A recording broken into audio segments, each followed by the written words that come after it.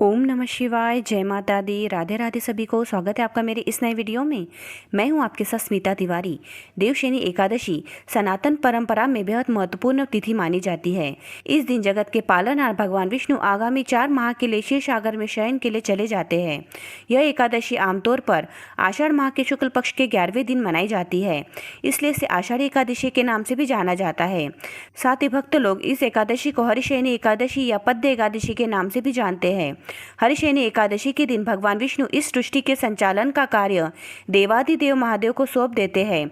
भगवान विष्णु की अनुपस्थिति में भगवान शिव आगामी 4 माह तक इस सृष्टि का संचालन करते हैं। भगवान विष्णु इस 4 माह में योग निद्रा में रहते हैं, इसलिए इस समयावधि में कोई भी मांगलिक कार्य नहीं किया जाता है। इस अवधि को चातुर्मास के नाम से जाना जाता है, जिसकी शुरुआत देवशयनी एकादशी के दिन से हो जाती है। भक्त इस दिन व्रत रखकर श्री हरि विष्णु की पूजा करते हैं और मोक्ष की कामना करते हैं। मान्यता है कि इस दिन श्री हरि की पूजा करने और व्रत रखने से मन की हर मुराद पूरी होती है और सभी पापों से छुटकारा मिलता है।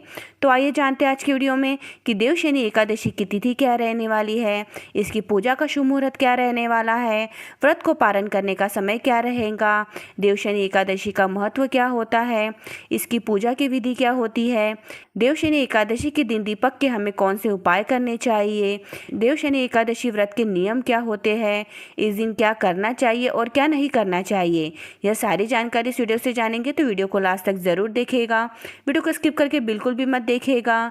और जो भी हमारे चैनल पर नए हैं, पहली बार आए तो चैनल को सब्सक्राइब कर लीजिए और वीडियो को लाइक भी कर लीजिए और कमेंट्स बॉक्स में ओम नमः शिवाय जरूर लिख दीजिए। तो चलिए वीडियो की शुरुआत करते हैं। तो अब हम देवशयनी एकादशी की तिथि जान लेते हैं। वैदिक पंचांग के अनुसार आषाढ़ माह के शुक्ल पक्ष की एकादशी तिथि की शुरुआत 5 जुलाई को शाम 6:58 पर होगी। वही एकादशी तिथि 6 जुलाई को शाम 9:14 तक है। सनातन धर्म में उदया तिथि मान्य है, इसलिए 6 जुलाई को देवशयनी एकादशी मनाई जाएंगी। अब इसकी पूजा का शुभ मुहूर्त जान लेते हैं। इस दिन ब्रह्मा मुहूर्त प्रातःकाल 4:08 से लेकर प्रातःकाल 4:49 तक रहेगा। अभिजीत मुहूर्त सुबह 11:58 से लेकर दोपहर 12:54 तक रहेगा। विजय मुहूर्त दोपहर 2:45 से लेकर दोपहर 3:40 तक रहेगा।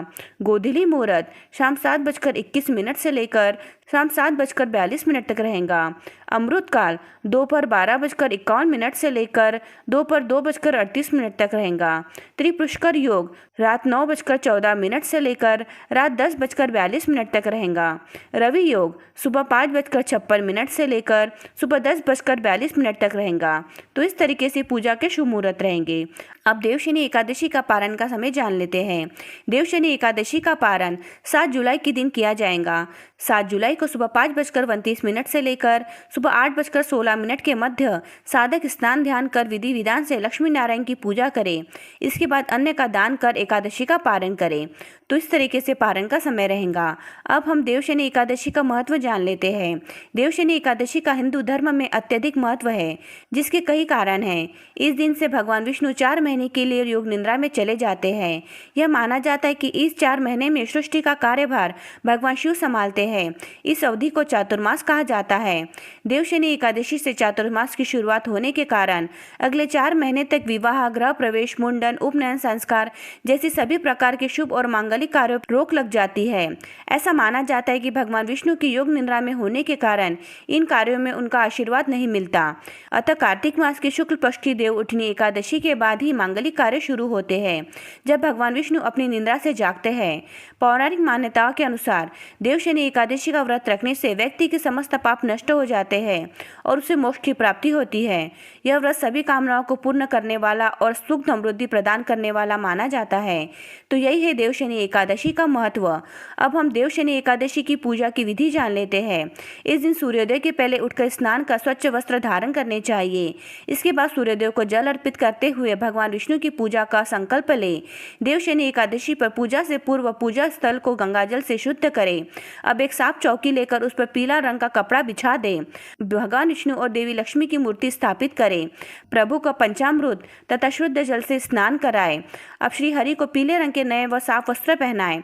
फूल माला, तुलसी पत्र और मौसमी फल अर्पित करें। शुद्ध देसी घी से दीपक जलाएं और प्रभु के मंत्र का स्मरण करें।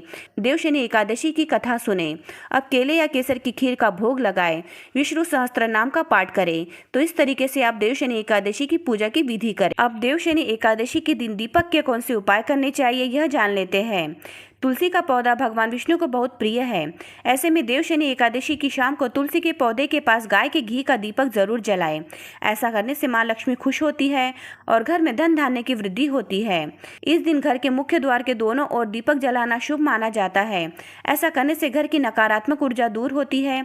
इसके साथ ही घर में सुख शांति बनी रहती है।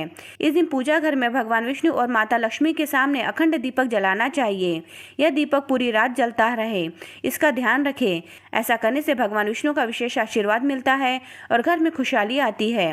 इस पावन तिथि पर शाम के समय पीपल के पेड़ के नीचे एक दीपक जरूर जलाएं, क्योंकि पीपल के पेड़ में देवताओं का वास माना जाता है और इस दिन दीपक जलाने से पितरों को भी शांति मिलती है। इस दिन रसोई घर में भी एक दीपक जलाना चाहिए। रसोई घर को मां अन्नपूर्णा का वास स्थान माना जाता है। कहा जाता है कि यह दीपक जलाने से जीवन में कभी अन्न धन की कमी नहीं होती है और घर में बरकत बनी रहती है। तो यही वो उपाय है जो हमें देवशनि एकादशी के दिन करने चाहिए। अब देवशनि एकादशी के दिन कौन से नियमों का पालन करना चाहिए यह जान लेते हैं। व्रत के दिन केवल सात्विक भोजन करें और अनाज, चावल, मांस, मदिरा आदि का त्याग करें। ब्रह्मचर्य का पालन करें और झूठ, क्रोध, छल से दूर रहें। पूरे दिन भगवान विष्णु का ध्यान करें और रात में जागरण करें। अगले दिन ब्राह्मणों को भोजन कराकर और दान देकर व्रत खोलें। तुलसी के पत्तों का उपयोग अवश्य करें, क्योंकि तुलसी भगवान विष्णु को बहुत प्रिय है। तो यही वो नियम है जिनका पालन हमें देवशनि एकादशी के दिन करना है। अब देवशनि एकादशी के दिन हमें क्या करना चाहिए यह जान लेते हैं। इस दिन भगवान विष्णु का स्मरण और पूजन करें। व्रत का विधि पूर्वक पालन करें। गरीबों और ब्राह्मणों को भोजन, वस्त्र या दक्षिणा दान करें। तुलसी के पौधे की सेवा करें। तो यही वो कार्य है जो हमें देवशनि एकादशी के दिन करना चाहिए। अब देवशनि एकादशी के दिन हमें क्या नहीं करना चाहिए यह जान लेते हैं। अनाज या तामसिक भोजन का सेवन न करें। किसी भी तरह की हिंसा, क्रोध या कटुवाणी से बचें। विवाह, गृह प्रवेश जैसे शुभ कार्य न करें। रात को अधिक न सोए, जागते रहें। तो यही वो कार्य है जो हमें देवशनि एकादशी के दिन नहीं करने चाहिए। तो आज के वीडियो में हमने आपको देवशनि एकादशी की संपूर्ण जानकारी दे दी है जो आपके बहुत काम आएंगी। तो आज का वीडियो यही समाप्त होता है। तो जो भी हमारे चैनल पर नए हैं, पहली बार आए तो चैनल को सब्सक्राइब कर लीजिए और वीडियो को लाइक भी कर लीजिए। और इस वीडियो को अपने परिजनों में शेयर करना बिल्कुल भी मत भूलिए। हमारे चैनल पर ऐसी वीडियो आती है। मिलते अगले ऐसी किसी और वीडियो में। ओम नमः शिवाय।